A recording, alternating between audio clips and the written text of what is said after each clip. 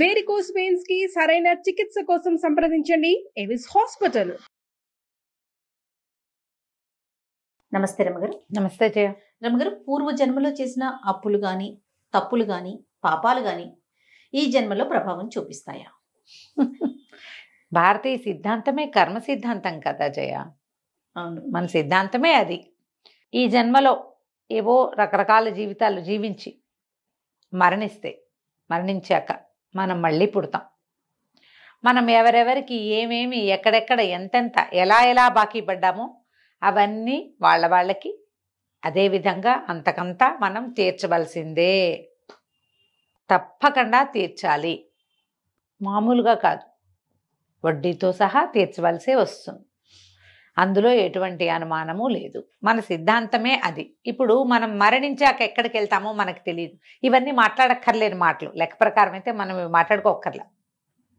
మాట్లాడుకోక్కర్లా మనం. ఎందుకంటే మనం చచ్చిపోయాక ఏమవుతామో తెలియదు కదా మనకి. మన ముందు పోయిన మన తాతలు, మా అమ్మలు, అమ్మమ్మలు వాళ్ళంతా ఎక్కడికి పోయారో తెలీదు. వాళ్ళు ఎక్కడ పుట్టారో తెలియదు, వాళ్ళు ఏం చెప్పలేదు. నేను ఇక్కడ పుట్టానురా మనవడా, పుట్టాను మనవరాలని మనకేం చెప్పరు కదా. వాళ్ళు ఎక్కడైనా ఉండొచ్చు, ఏమైనా చేయొచ్చు, అసలు పుట్టకపోవచ్చు కూడా. ఇప్పుడు అది ఎలా మనం వినలేదో మన సంగతి కూడా మనకు తెలియదు. కాబట్టి వినక్కర్లా, మాట్లాడుకోకర్లా మనం. కాకపోతే మనం ఇప్పుడు రెగ్యులర్గా కొన్ని వాక్యాలు వింటాం. రుణానుబంధం అనే. ఎక్కడి నుంచి వచ్చింది రుణం? మనం ఒక ఇంట్లో పుట్టాం, పెరుగుతున్నాం. వాళ్ళు ఎవరికో సడన్గా మనం ఒక సహాయం చేస్తాం. ఏదో జన్మలుగా రుణపడి ఉన్నారు, అందుకే వీళ్ళు ఇక్కడ కలిశారంటారు. ఏ జన్మలుగా మనం అసలు ఒకళ్ళకి పుట్టడం కూడా వాళ్ళతో రుణానుబంధం ఉంటేనే పుడతాం. ఈ పుట్టిన వాళ్ళలో కొంతమంది పిల్లలు అమ్మా నాన్నలతో అడవా చాకరీ చేయించుకుని చిన్నతనం అంతా అనారోగ్యాలతో, తర్వాత మారంతో, చదువు సరిగ్గా చదవక లేదా బాగా చదువుకుని ఖర్చు పెట్టించి వాళ్ళ సంపాదన అంతా లాక్కుని చేసే కుమార్తెలు ఉంటారు. ఇంకో కుమార్తె ఉంటుంది, చిన్నప్పటి నుంచి అమ్మకి నాన్నకి సేవిస్తూనే ఉంటుంది. అది అమ్మకి అనారోగ్యం, అదే వంట వండుకుంటుంది, అదే నాన్నని చూస్తుంది, పెళ్ళిళ్ళు అవుతాయి, అదే అమ్మని నాన్నని చూసుకుంటూ ఉంటుంది. అమ్మా నాన్న దానికి ఇచ్చేదేముండదు, వాడికి ఇచ్చేదేముండదు, వాళ్ళే మోసుకుంటూ ఉంటారు అమ్మా నాన్నని. వాళ్ళే అమ్మా నాన్నకి దాసిగా ప్రవర్తిస్తారు. ఒక్కోసారి అమ్మా నాన్న దాసులు అవుతారు, ఒక్కోసారి పిల్లలే దాసులు అవుతూ ఉంటారు. వాళ్ళ రుణానుబంధం. ఒక కుమారుడు ఒకళ్ళ ఇంట్లో జన్మించాడు అంటే వాళ్ళిద్దరిలో ఏదో రుణం ఉండే పుట్టాడని మన సిద్ధాంతమే అది. బేసిక్ రూల్, ఇండియన్ రూల్, భారతీయ కర్మ సిద్ధాంతం అది. ఏదైనా పక్క వాళ్ళ దగ్గర నుంచి, వెనక వాళ్ళ దగ్గర నుంచి మనం అప్పులు తెచ్చుకుంటాం. పంచదార, చింతపండు, గబుక్కున్న పులుసులోకి ఉల్లిపాయలు లేవు, 2 ఉల్లిపాయలు, 2 టమాటాలు, కాస్త కరివేపాకు, కొంచెం కొత్తిమీర, అవి కూడా అప్పులు తీర్చేయాలి. ఎందుకంటే ఆ బాకీ కోసం పుట్టాల్సి వస్తుందని. మనం అలాంటివి నమ్ముతాం జయ. మరి ఉల్లిపాయ బాకీ తీర్చడం కోసం పుట్టాల్సి వస్తాం. మనం ఉల్లిపాయ కోసమో పుట్టాల్సి వస్తే కనుక వాళ్ళ దగ్గర నుంచి పెద్దవి తీసుకుని, బోళ్ళంత సేవ తీసుకుని, బోళ్ళని సహాయాలు తీసుకుని, బోళ్ళని మంచి మాటలు తీసుకుని, డబ్బు బంగారము అవన్నీ తీసుకుని, ఓకే మంచి మాటలు మరి కాదా రమగారు? నాకు తగులుతోంది ఎవరికైనా.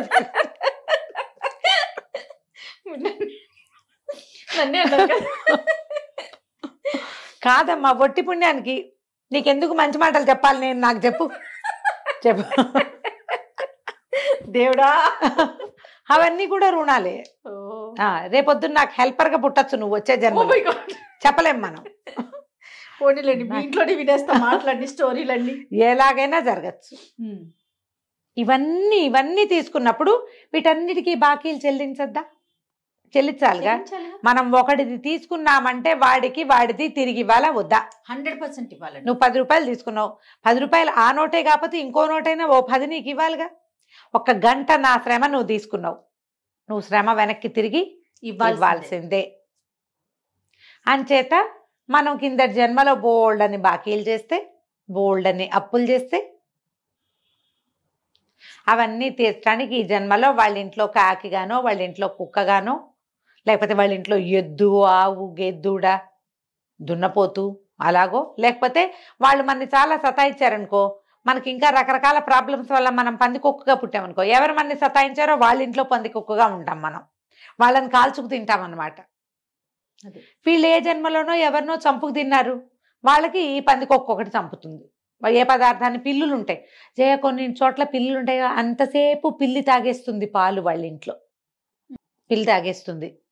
వాళ్ళ ఇంట్లో ఎవరి పక్కింటి వాళ్ళ కుక్క వచ్చి వీళ్ళ కుండలో మూతి పెడుతుంది, వీళ్ళ వస్తువుల్లో మూతి పెడుతుంది. నిజంగా అలా జరుగుతాయి. ఒకప్పుడు ఎప్పుడో సంగతి చెప్తా. మూర్తి గారని మాకు బాగా మంచి ఫ్రెండ్స్. ఈ మధ్యకాలంలో కలవలేదు జయ. ఒక 25-30 సంవత్సరాల క్రితం వారితో రెగ్యులర్గా మాట్లాడేంత ఫ్రెండ్షిప్ ఉండేది. క్రమంగా కాలక్రమంగా మనుషులను సెపరేట్ అవుతాం, వాళ్ళు కూడా అవతలకి ఎక్కడికో వెళ్ళిపోయారు. వాళ్ళని మమ్మల్ని కలిపి ఉండే ఒక తీగ కట్ అయిపోయింది అనుకో, ఇక వెళ్ళిపోయింది. ఒకసారి ఒక సందర్భంలో ఆయన జ్యోతిష్యం అవి చెప్పేవారు, కథలు కూడా రాస్తారు, రాసేవారు. ఈ మధ్యకాలంలో ఎలా ఉన్నారో మరి, కథలు చాలా బాగుంటాయి. వాళ్ళ ఇంట్లో ఎప్పుడు పిల్లి తాగిపోతుంది పాలంటే, ఆ పిల్లికేం రుణపడారు ఉన్నారో రమాదేవి వాళ్ళు. ఏ జన్మలోనో వాళ్ళ గేదె నుంచో ఆవు నుంచో మేక నుంచో పాలు పిండేసుకుని ఉంటారు వీళ్ళు. అది ఇక్కడ ఈ పిల్లి రూపంలో వీళ్ళ పాలు, వీళ్ళకి ఆ పాలు పనికిరావు కదా, పిల్లి మూతి పెట్టిన పాలు వాడతామా, పారబోస్తారు, వృధా అయిపోతుంది. కింద జన్మలు. అందుకనే ఏదో ఒక్కసారి పిల్లి మూతి పెట్టడం కాదు, ఎంతసేపు,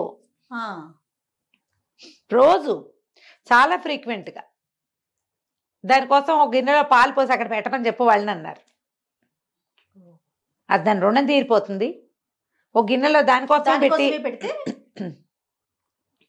చెప్పాలి వాళ్ళకి అని చెప్పారు.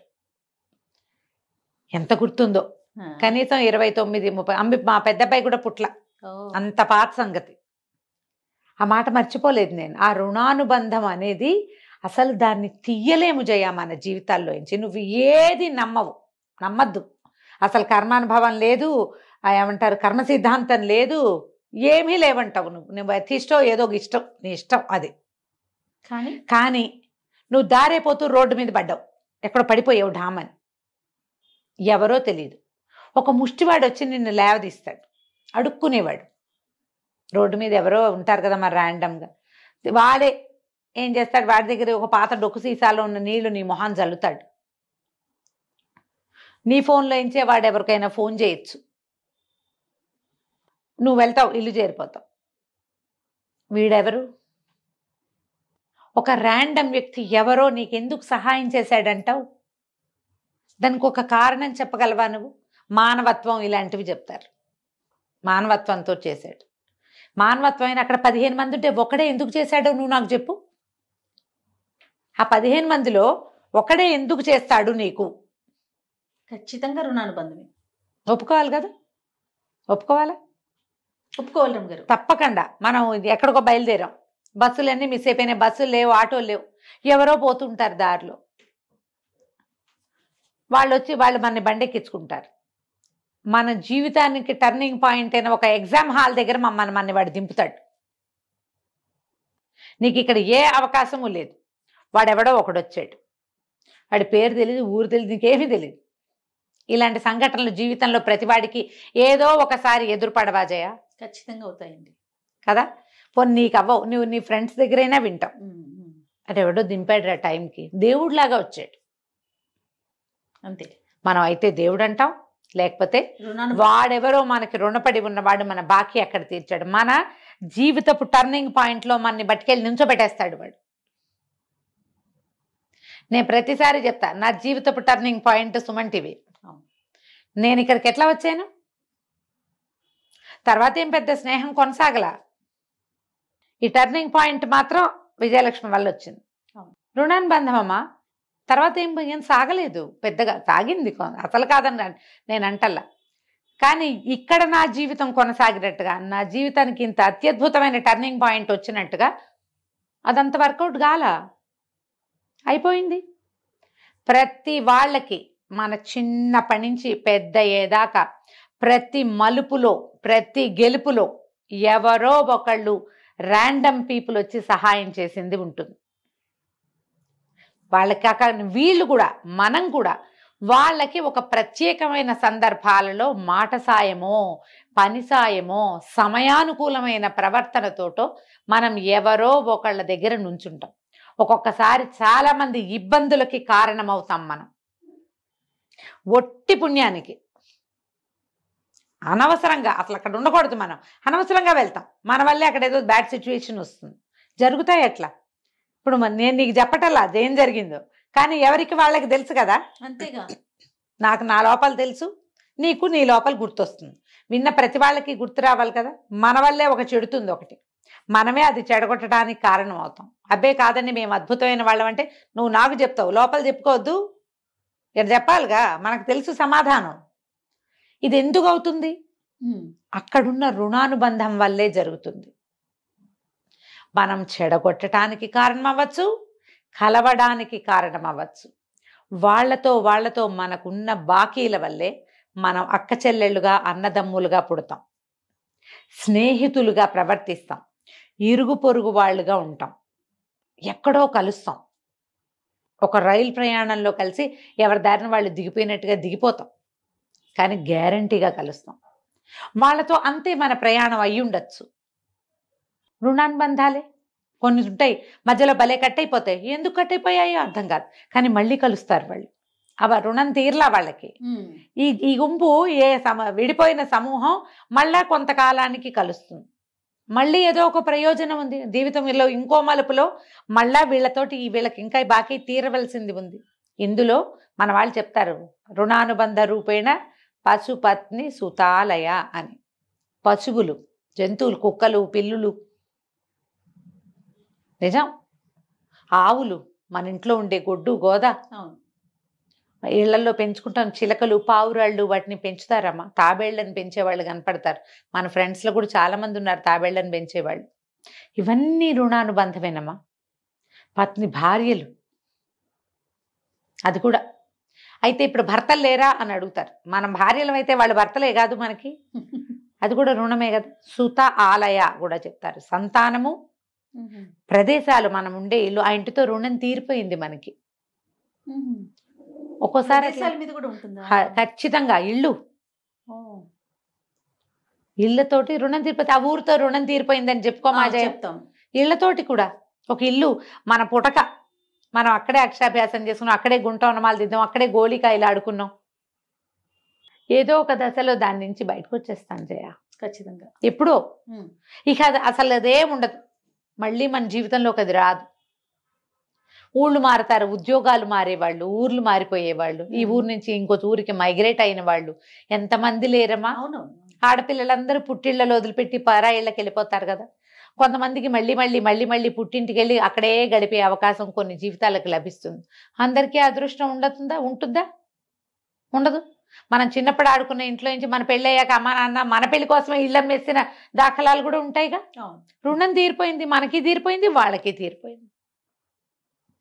ఆ బాకీ ఇంకో చోట ఎక్కడో మొదలవుతుంది, ఇంకో ఇంటి దగ్గర ఉన్న జంతుజాలంతో స్టార్ట్ అవుతుంది. మేము ఒక ఫ్లాట్లో ఉన్నాం జయ, ఒక 10-14 ఏళ్ల క్రితం.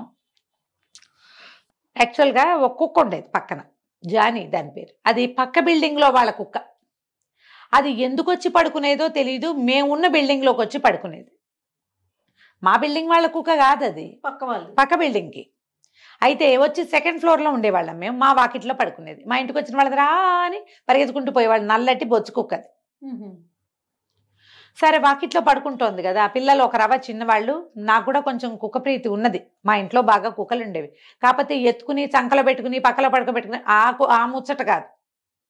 కుక్కకి అన్నం పెట్టే ప్రీతి పాత్రమైన ముచ్చటే నాకు. వాకిట్లో పాలు పోసేవాళ్ళం, అన్నం పెట్టేవాళ్ళం, అది తినేది.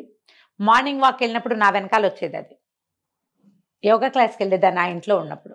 ప్రతిరోజు నా యోగా క్లాస్కి వచ్చి నాతో పాటు మళ్ళీ వెనక్కి వచ్చేది. అది తప్ప నేను ఏ ముద్దు చేద్దాన్ని ఒంటి మీద చెయ్యేసి ఎరగని చేయ, నేను ముట్టుకునే ముద్దు కాదు, అది రోడ్ల మీద తిరుగుతుంది, అంత సరదా లేదు. కానీ అన్నం మాత్రం ఖచ్చితంగా పెట్టేవాళ్ళం, పాలు పోసేవాళ్ళం. అది మా వాకిట్లో కాలు తుడుచుకునే పట్ట ఉంటుంది, పట్ట మీద పడుకునేది, అక్కడే ఉండేది. దానికి విడిగా కార్నర్కి, లిఫ్ట్ కార్నర్కి ఏదైనా దుప్పటి వేసేవాళ్ళం. 3 ఏళ్ళు ఏమో ఉన్నాం మా ఇంట్లో. చలికి అక్కడ పడుకునేది. మేము ఇల్లు మారాక కొద్ది రోజులు మా వెనకాల తిరిగింది. ఇల్లు కొంచెం అవతలికి మారాం, కొంచెం అదే లైన్లో ఇంకాస్త ముందుకి వెళ్ళి ఎల్ షేప్లో తిరగాలన్నమాట. ఒక వారం రోజులు 10 రోజులు తిరిగి ఆ తర్వాత ఇంకా అది రావడం మానేసింది. కొంచెం పిల్లలు దాన్ని మిస్ అయ్యేవారు, జానీ కనపట్టలేదు అని. తర్వాత ఈ కుక్క, మేము అక్కడ ఉన్న 3 ఏళ్ళు మా ఇంట్లో అన్నం తింది పాలు తాగింది చేయాలి. మేము ఇల్లు మారిన కొద్ది రోజులకి దాన్ని ఈ కుక్కలు బండి వస్తుందిగా పట్టుకుపోయారు. అంతకుముందు ఆ బండి వచ్చినప్పుడు మేము దాచిపెట్టేసేవాళ్ళం. నిజంగా నేను చేసిన చెప్తే సరిపోతుంది. బిల్డింగ్లోనే ఉంచేవాళ్ళం, లేవు మా దగ్గర ఏమని చెప్పేసి వాచ్మ్యాన్ని పంపించి, వాచ్మ్యాన్ కూడా బాగా చూసుకునేవాడు దాన్ని. ఆ 3 ఏళ్ళు మేము దానికి రుణం. అంతే. ఇలా జరగవా మీ జీవితాల్లో? ఆలోచించండి. ఇప్పుడు కుక్కని కావలించుకుని ఒళ్ళో పెట్టుకుని మంచాల మీద ఎక్కించుకుంటేనే ముద్దా కాదు, ఇది కూడా ముద్దే. మేము సాయంత్రం అయ్యేసరికి తెల్లవారంగానే అది కనపడకపోతే జానీ ఏది అని చూసేవాళ్ళు, పిల్లలు చూసేవాళ్ళు.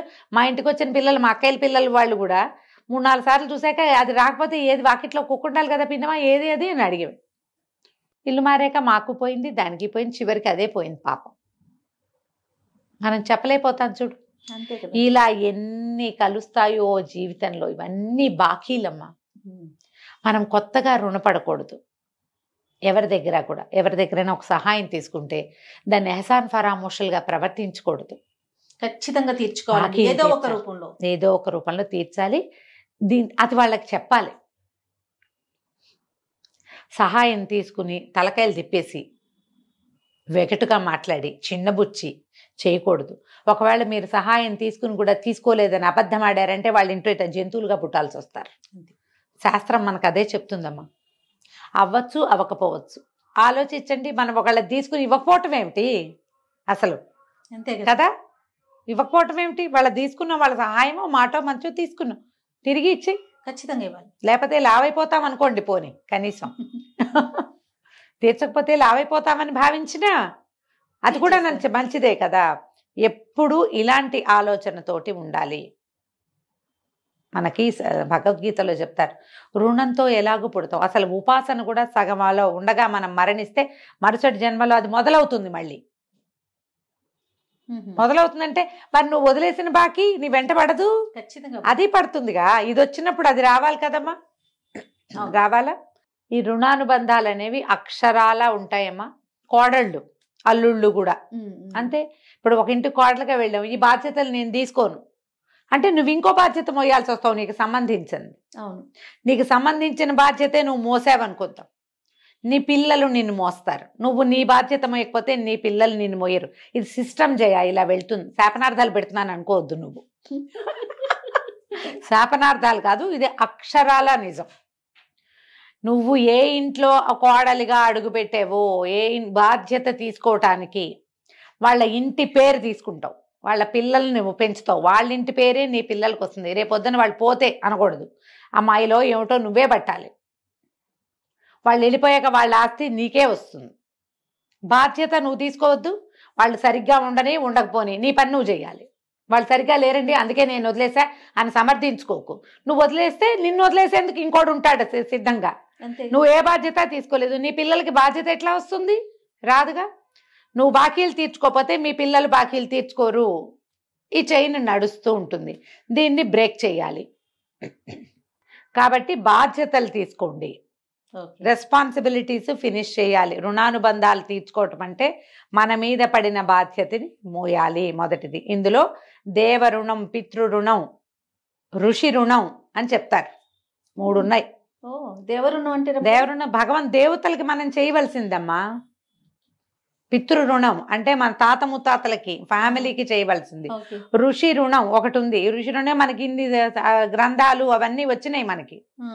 మనకు ఒక విధి విధానం ఉంది, మనకు ఒక సనాతన సాంప్రదాయం ఉంది. దాన్ని గౌరవించు, దాన్ని ముందుకు తీసుకెళ్ళు. ఈ రుణాలు తీర్చుకోవాల్సిందే. ఇందులో అమ్మా నాన్నలు ఉంటారు, అక్క చెల్లెళ్ళు ఉంటారు, అన్నదమ్ములు ఉంటారు, చుట్టుపక్కల వాళ్ళు ఉంటారు, సమాజం ఉంది, మనం పెరిగిన సంప్రదాయం, మతం, మనం ఏ ధర్మంలో పుట్టామో ఆ ధర్మం. నువ్వు ఇది నీకేదో ప్రాబ్లం వచ్చిందని మతాలు మార్చేసుకుంటాం, చేస్తున్నాం కదా. అదే మనం ఇది వదిలేసి ఇంకో దాంట్లోకి వెళ్తాం. పాయింట్ అమ్మా. సరే, ఎవరి కష్టం వాళ్ళది. ఏదో కష్టం వచ్చింది, మారిపోయావు. ఏమి అమ్మా నాన్నని మారుస్తావు నువ్వు? ఎవరైనా మారుస్తారా? అమ్మా నాన్నని ఎట్లా మారుస్తావు నువ్వు? అమ్మా నాన్న సెలక్షన్ నీ చేతిలో లేనట్టే నీ ధర్మం సెలక్షన్ కూడా నీ చేతిలో లేదు. నువ్వు మారడానికి వీల్లేదు. మారి నువ్వు సాధించలేదు. మారినా నువ్వు వెళ్ళేది అందరూ వెళ్ళే చోటకే. ఇంకోలా ఏం పోవు, నువ్వు ఇలాగే పోతావు. ఇలాగే అవుతుంది. ఈ మారకూడదు. మారకుండా మనం ఏ ధర్మంలో పుట్టామో దాన్ని గౌరవించి దాన్ని ముందుకు తీసుకెళ్ళాలి. లేకపోతే మళ్ళీ మళ్ళీ మళ్ళీ మళ్ళీ పుట్టాల్సి వస్తుందమ్మా. మళ్ళీ పుడతాం మనం, ఈ బాకీలతోటే పుడతాం. ఇవి తీర్చుకుంటూ ఈ జన్మలు జరుగుతూ ఉంటాయి. వీటిని తగ్గించుకోవాలి. అప్పుడే మనం భగవంతుడిని చేరగలుగుతాం. ఆ చేరాలంటే రుణాలు తీర్చుకోవాలి. బేసిక్ దానికి ఏంటంటే మీ బాధ్యత ధర్మం పట్ల, సమాజం పట్ల, కుటుంబం పట్ల మీ బాధ్యతల్ని సక్రమంగా నెరవేర్చండి. వీటిని వదిలేయకండి, విడనాడకండి, మార్చేయకండి. అప్పుడు బాకీలు ఉండవు, అంతే, తీరిపోతాయి ఇక్కడే. తర్వాత ఇంకా మనం పుట్టం, ఎటర్నిటీ అంటాం కదా ఇంగ్లీష్లో, మోక్షం అంటాం మనం. అది సాధించగలుగుతాం. మళ్ళీ మళ్ళీ పుట్టక్కర్లా. ఇదే జీవితం ఏముందమ్మా, మళ్ళీ పుడితే మాత్రం మళ్ళీ పుట్టినా ఇంతే. ఇదే శరీరం, దీనికి చిన్నప్పుడంతా ఈ పెరుగుదల ఉంటుంది, తర్వాత దిగుదల ఉంటుంది, తరుగుదల కదా. ఈ కష్టం ఎందుకు, బాకీలు తీర్చుకోండి తప్పకుండా. ప్రధానమైనది ఇంకొకటి నమ్మండి, దీన్ని శాపనార్థంగా భావించదు. మీరు తీర్చని బాకీలని మీరు ఎక్స్పెక్ట్ చేయలేరు. మీరు తీసుకోని బాధ్యతలు మీరు ఎవరి దగ్గర ఎక్స్పెక్ట్ చేయలేకపోతారు. ఎందుకంటే ఒక వయసు దాటాక ఖచ్చితంగా మనకు సపోర్ట్ కావాలి. ఇది ఆలోచించుకోవాలి తప్పకుండా. అంతే. నమస్తే రమగారు. నమస్తే జయ.